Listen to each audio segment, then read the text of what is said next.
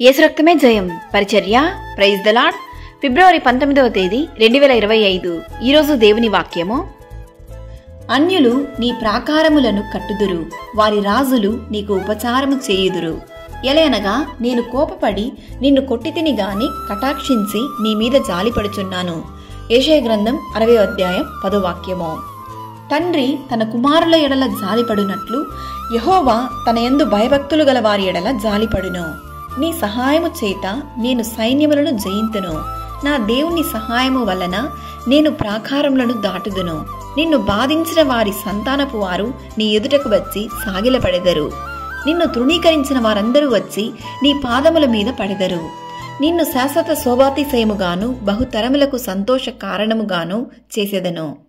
ఎలయనగా నేను కోపపడి నిన్ను కొట్టితిని గాని కటాక్షించి నీ మీద జాలిపడుచున్నాను అను వాక్యం సెలవిస్తున్న విధముగా ఏదైనా విషయాన్ని బట్టి దేవుడు మనల్ని శిక్షించినను అది మన మంచికే. ఆయన మనల్ని కటాక్షించి మన పైన ఆయన జాలి చూపుచున్నాడు. శ్రమనందిన తన జనులయందు జాలిపడి యెహోవా తన జనులను ఓదార్చి ఉన్నాడు. పర్వతములు తొలగిపోయినను మెట్టెలు తత్తలినను ఆయన కృప మనల్ని విడిచిపోదు. సమాధాన విషయమైన నా నిబంధన తొలగిపోదు అని నీయందు జాలిపడి యెహోవా సెలవిచ్చుచున్నాడు. సకల ఘనత మహిమ ప్రభావములు యేసయ్యకు మాత్రమే కలుగునుగాక. ఆమేన్. God bless you.